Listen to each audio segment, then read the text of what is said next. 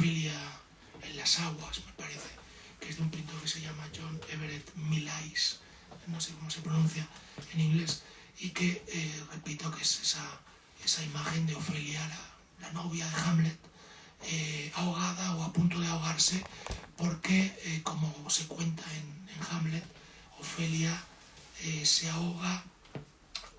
Hay dos interpretaciones.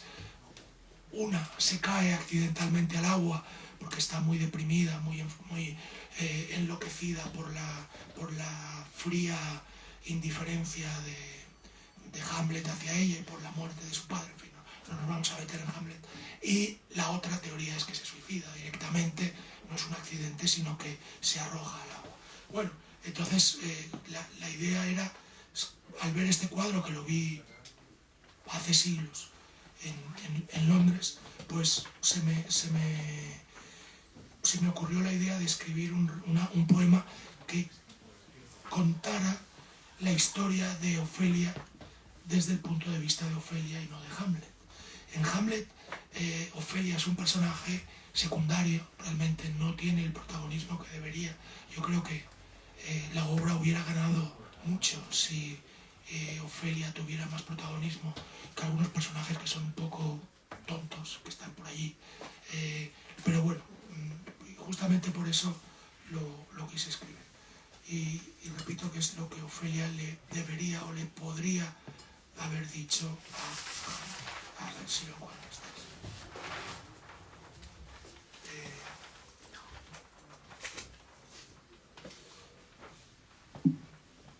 Quise dártelo todo, mi principio y mi fin, mi tortura y mi júbilo, mis mañanas de sol y mis noches de invierno.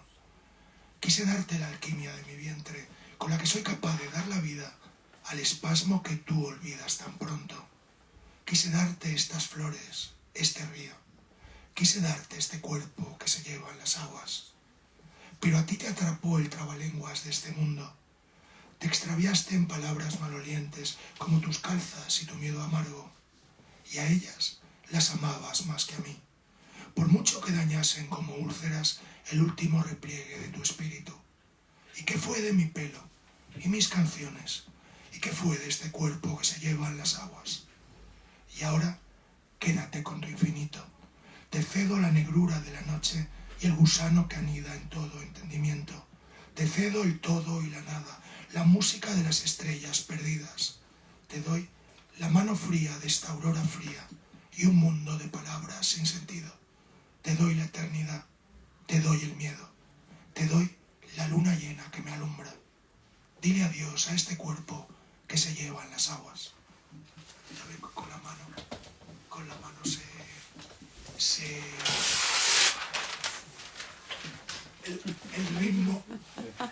el ritmo suena mejor, porque si no me pierdo.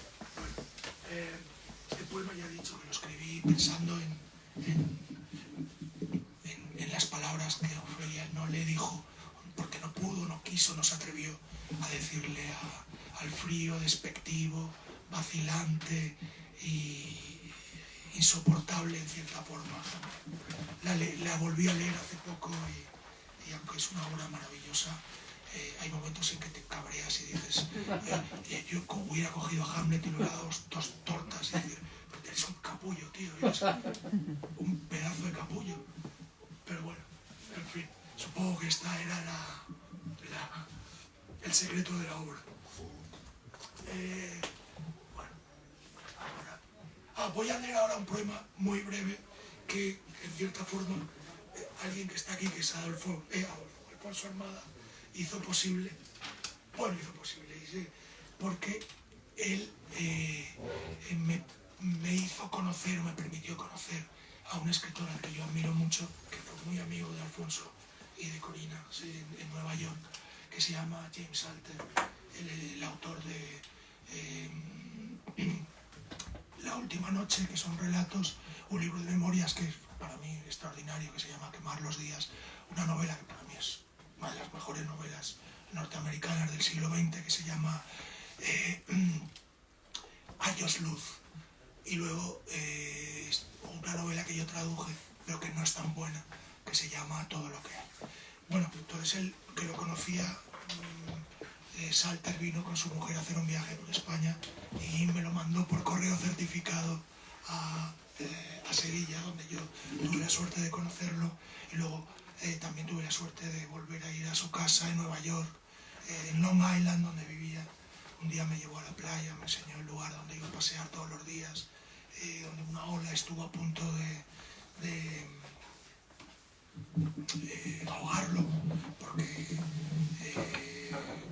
se empeñaba en bañarse hasta el 1 de noviembre, que se tomaba con su amigo Peter Mathieson el martini que cerraba la temporada. ¿Quién pudiera vivir así, cerrando la temporada con un martini después de un baño el 1 de noviembre con 85 tacos? Que es la cosa está ahí. Bueno, entonces yo escribí un poema más o menos inspirado en una frase que él escribió en Quemar los días, que es el volumen de memorias, en el que cuenta una vida azarosísima. Fue oficial de aviación, piloto de combate, director de cine sin éxito, guionista, y tiene una frase que para mí es como un lema que me encantaría. Si yo fuera noble lo pondría en mi escudo de armas, pero como no lo soy, pues ahí está, ¿no? Dice: lo hermoso vive, lo demás muere, y todo es absurdo excepto el honor, el amor y lo poco que el corazón conoce. Entonces escribí un poema que se llama Corazón y que le dediqué a él y a su mujer. Y luego, cuando él murió hace como 6 o 7 años, su viuda me dijo que a él le gustaba mucho y lo tenía digamos que en la parte de la biblioteca donde tenía los libros preferidos. Yo quiero creer que era verdad, que no. Bueno, entonces el poema se llama Corazón, es mucho más breve. Ven aquí, corazón. Estás rabioso, estás cansado, estás de mal humor. Descansa, escucha, estate alerta. Hay un pájaro, un río y están dentro de ti. El jardín del Edén está dentro de ti.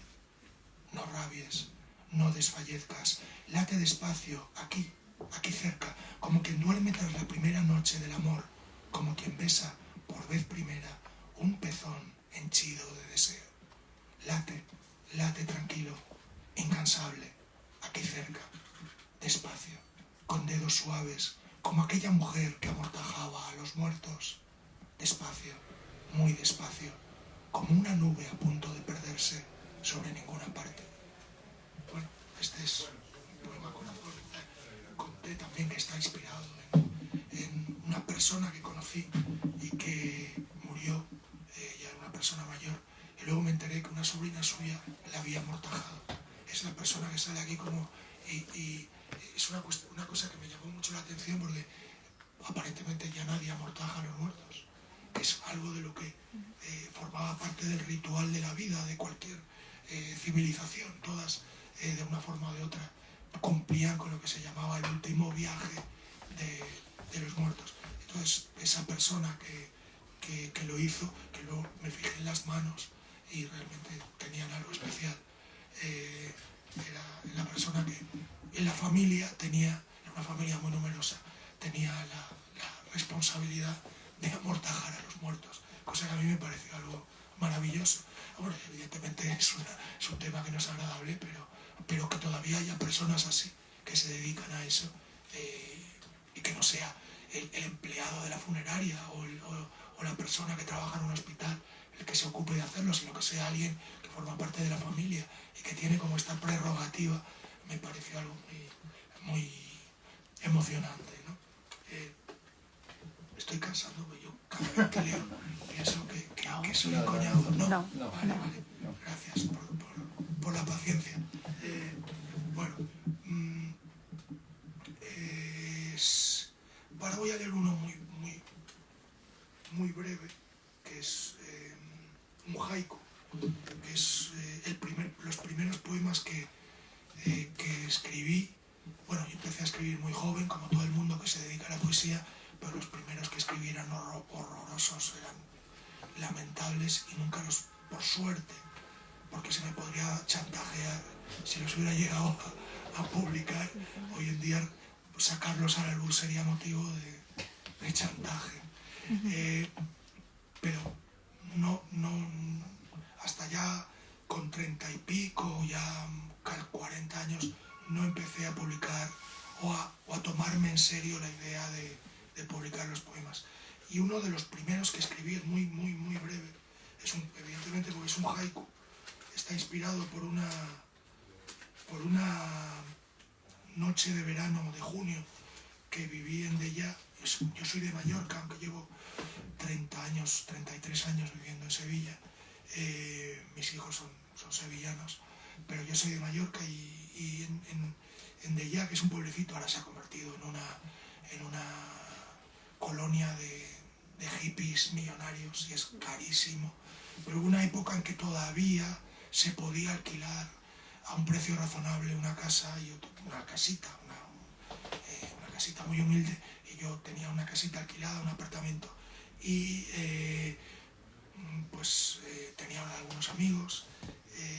Todavía ya había muerto este poeta que ha citado Ignacio, Robert Graves, que es un poeta que en España nunca acabó de entrar, salvo cuando en una época ya muy lejana se emitía una serie que era Yo Claudio, que era fue una de las primeras series impactantes de los años de la transición, me acuerdo, 77, 78, y fue el único momento en que tuvo una cierta repercusión el nombre de Robert Graves, pero realmente yo, hablando con poetas, con gente de la literatura, no lo conocían.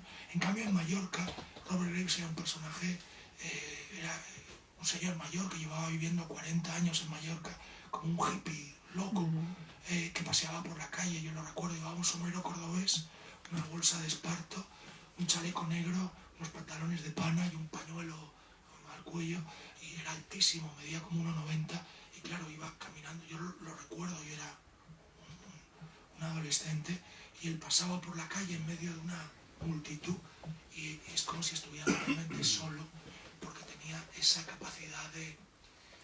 Eso me ha pasado con Curro Romero, ahora lo he visto caminando por la calle Sierpes de Sevilla y parecía como que detenía el tiempo. Iba caminando, pero hay gente que tiene esta aureola, es como si tuviera una especie de radiación distinta, que va caminando por la calle y tú notas algo especial, ¿no? Y este hombre, Robert Graves, el poeta, el bardo, bueno, había luchado en la Primera Guerra Mundial, lo habían dado por muerto, había escrito una autobiografía que se llamaba Adiós a todo esto, en fin, era un poeta muy... En Inglaterra también era un poeta un poco con fama de loco, pero era muy respetado, pero en cambio en Mallorca lo teníamos como una figura tutelar, pero fuera de Mallorca nadie lo conocía. Entonces, bueno, una noche en Deià, él ya había muerto, pero bueno, pues, hubo el grupo de discípulos, de amigos, de gente que lo conocía, dio una fiesta en una cabaña, y al final, volviendo al pueblo, vi en un estanque, era una noche de junio, vi en un estanque que todas las estrellas del firmamento, bueno, todas las que estaban en ese momento sobre la montaña de Deià, estaban reflejadas en el estanque, en el agua inmóvil del estanque. Entonces esa imagen se me quedó grabada. Luego escribí un haiku que incumple con las normas del haiku.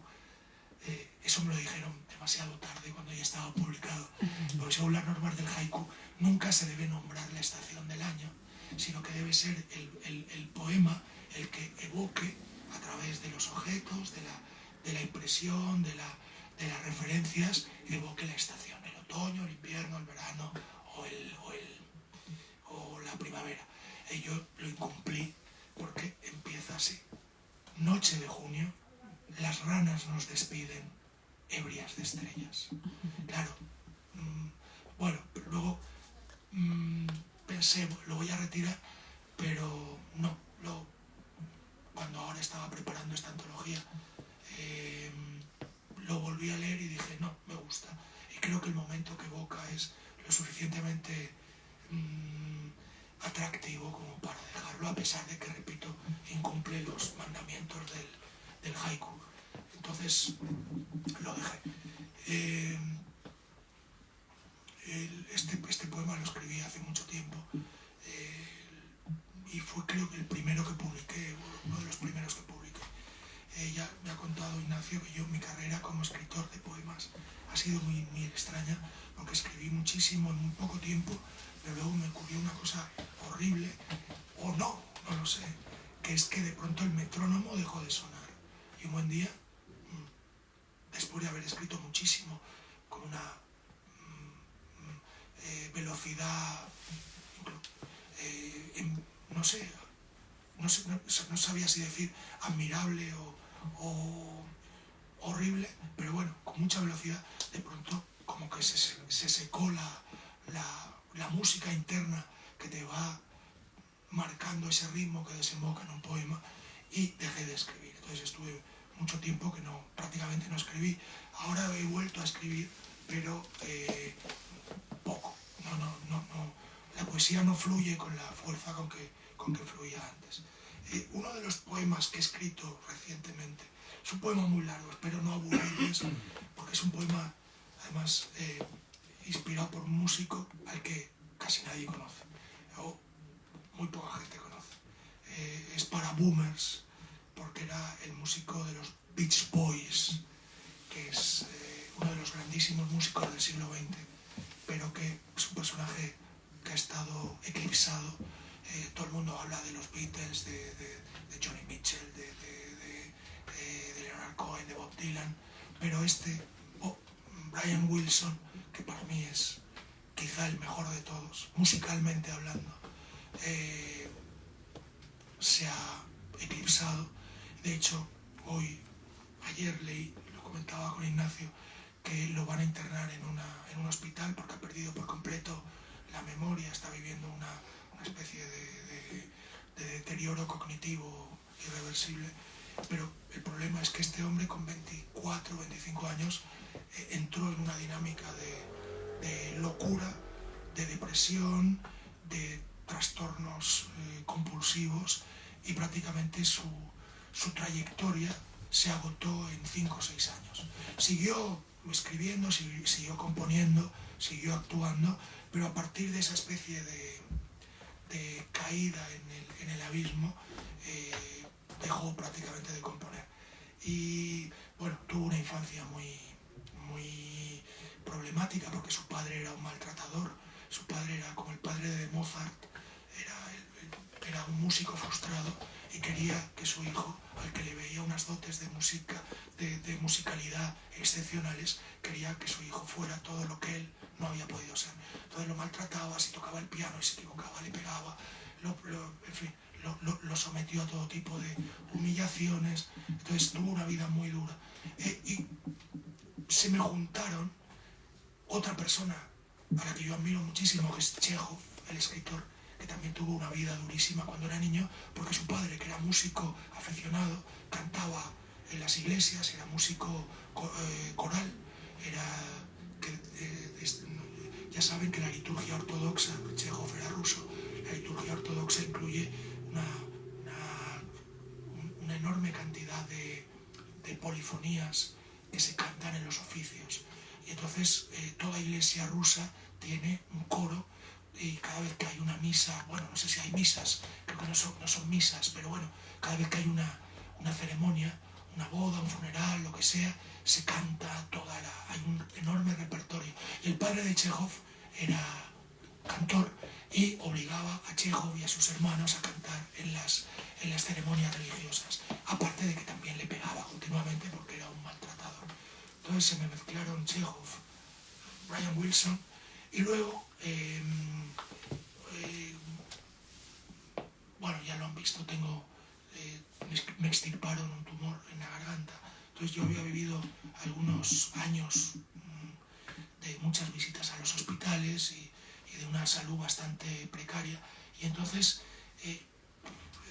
como la muerte te ronda, me dio por leer cosas, no sé por qué, de las ceremonias rituales funerarias de los egipcios, que son unas fórmulas maravillosas. Están en el libro tibetano, en el libro egipcio de los muertos, el papiro de Tai, que reúne una serie de sortilegios, encantamientos, poemas sobre los muertos. Y entonces no sé cómo en una de estas explosiones que me llegaron escribí este poema, que es un poema largo, espero no cansarles. A mí es un poema que me gusta mucho, se llama Brian Wilson compone Surf's Up, que es su gran obra, pero es una canción extraordinaria, pero que la compuso en un momento en que estaba a punto de caer en esa depresión, en la locura, porque empezó a sentir alucinaciones acústicas. Tenía tal capacidad tenía tal oído absoluto que la capta una nota perfectamente, pero claro, eso que es un don, al mismo tiempo se convierte en una pesadilla, porque empiezas a tener alucinaciones acústicas y los sonidos se convierten en amenazas. Entonces, bueno, tuvo una época de psicosis y de alucinaciones, y esta canción, que para mí es la mejor, a Nacho, gracias a este poema he convertido a Nacho en fan de Brian Wilson. Entonces, pues, esta canción se quedó relegada, olvidada, y hasta mucho después no volvió a aparecer, cuando él, digamos, que salió de esa etapa tan negra de su vida, ¿no? Llegó a pesar 150 kilos, no salía de la cama, en fin, una historia bastante dura. Y la tengo por aquí, a ver si se me ha perdido.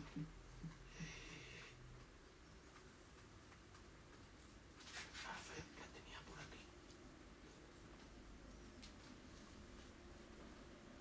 Vaya, a ver si ahora no está en el libro.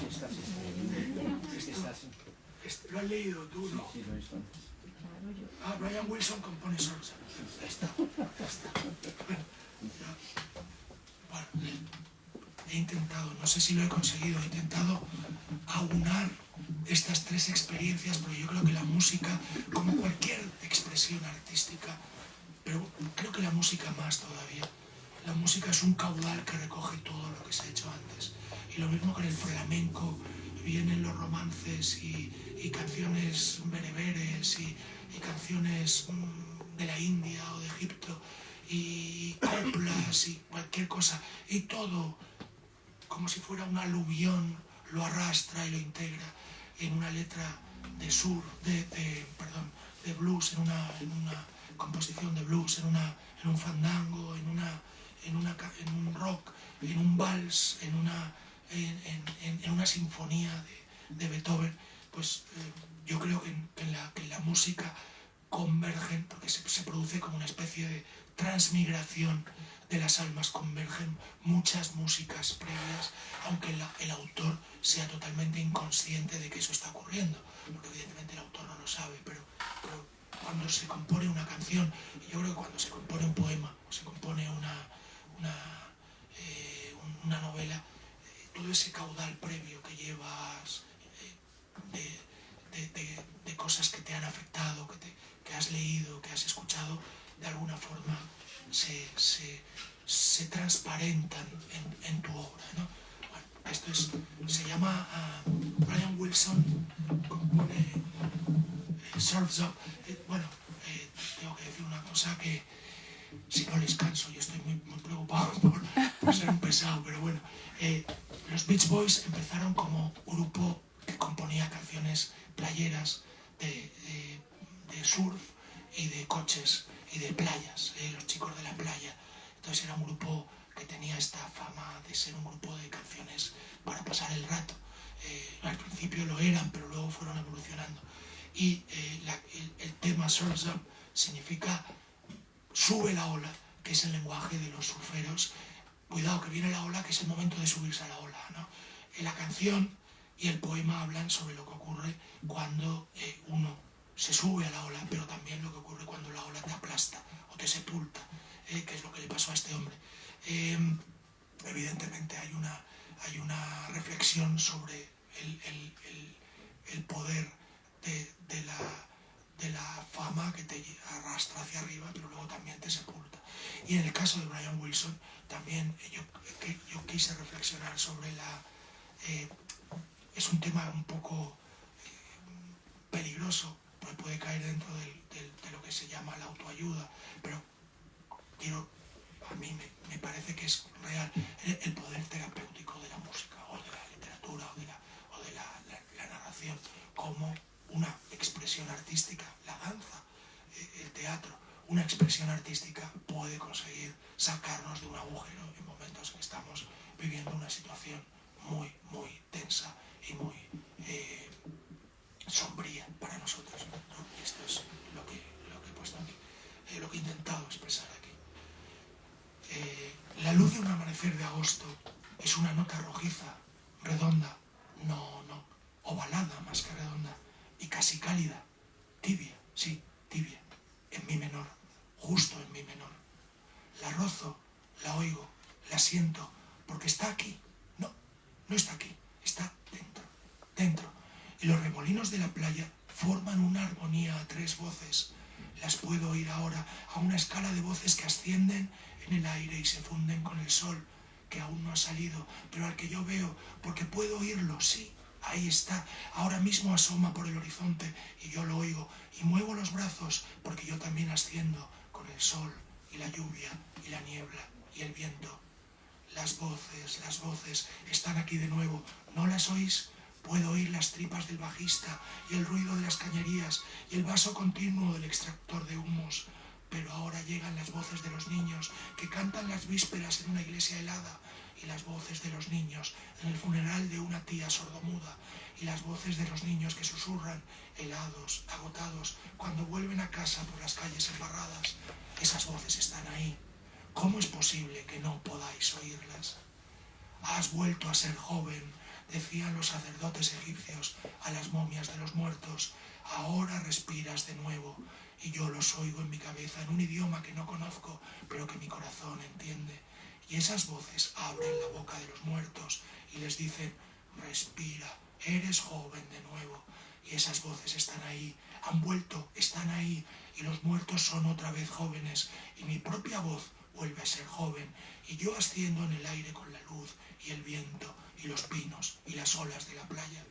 Habito en el oeste del cielo, dicen los muertos, y yo habito en el oeste del cielo, y soy el cielo, y el oeste, y el crepúsculo, y el amanecer, y el silencio del amanecer, justo antes de que empiecen a cantar los pájaros. Y esa nota que nadie más oye, pero que yo sé que está ahí, esa nota que se forma cuando 2 notas que son la misma nota suenan a la vez y se funden en una sola. La misma, pero distinta. La misma, pero otra. Esa nota yo la oigo con mi oído derecho, el que no oye, o el que la gente dice que no oye, porque mi padre me dejó sordo de una paliza. Pero yo oigo esa nota con mi oído que no oye.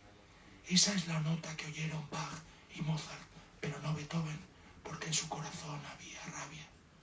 Mi padre me pegaba, y yo oía el impacto de los golpes, y eran notas, pero ahora no hay rencor, no hay dolor, no, todo es música, todo es una nota que estalla, que se enrosca, que se vuelve, aire que asciende al cielo, voces de niños entumecidos que cantan las vísperas, voces de los muertos que recitan: respira, eres joven de nuevo, joven de nuevo, joven de nuevo. Ya no hay rabia en mi corazón, no hay rabia. Ahora mi corazón es una madre que canta a sus hijos. Uf, qué cabeza. El pobre Brian Wilson, si lo oyera, diría: muchacho, tómate una Coca-Cola. Perdón. El pobre Brian Wilson ahora ya no me podría ni escuchar, pero si lo oyera diría: chiquillo, tómate una hamburguesa y una Coca-Cola. No te lo tomes tan en serio. Pero, bueno, esto es lo que sale. Yo creo que ya para terminar, ¿no? Porque ya... Si pueden leer a lo mejor el título del libro. El 12 lunas, sí. Es un poema que escribí pensando en la forma de nombrar el paso del tiempo que tenían los indios americanos, que tenían, bueno, todas las civilizaciones, digamos, del Neolítico, antes de la invención del tiempo lineal, que es una invención. El otro día me lo pregunté, cuando estaba preparando este libro, me pregunté, ¿cuándo se inventó el tiempo lineal? Es decir, el tiempo que asciende, y dejamos atrás el tiempo circular, que era el tiempo de las cosechas, de las estaciones, que era un tiempo que no avanzaba, sino que era un tiempo que se movía siempre en círculos. En cambio,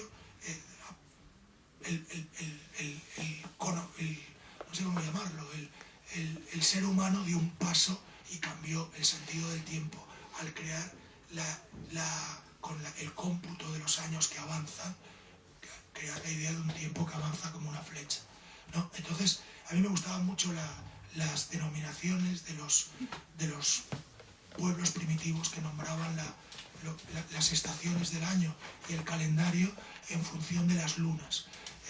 Y los indios norteamericanos tenían una forma, a mi juicio, extraordinariamente poética de denominarlos, ¿no? Tenían la luna de la escarcha, la luna de los búfalos que mugen, la luna de los lobos que se unen en manadas. Esta luna tenía que dar mucho miedo. La luna de la cosecha, que era la luna benefactora, porque era la luna que traía los buenos tiempos. La luna de... los tengo por aquí. La luna de las cosas que maduran, la luna del gran viento, la luna de los ojos tristes, la luna de la mucha pobreza. Claro, ¿quién puede competir con la luna de la mucha pobreza llamando noviembre, que es un... o febrero? Bueno, pero de todas formas, como nosotros tenemos el sistema, digamos, lineal, que avanza hacia un final que no sabemos muy bien dónde está, se me ocurrió la idea de comparar la vida humana, las estaciones de la vida humana, en términos de las lunas, solo que adaptados a nuestro cómputo del tiempo, que es el cómputo anual y el cómputo de los meses del año. Entonces yo intenté combinar esa forma de avanzar del tiempo circular de las culturas primitivas con la forma lineal de las culturas modernas, ¿no?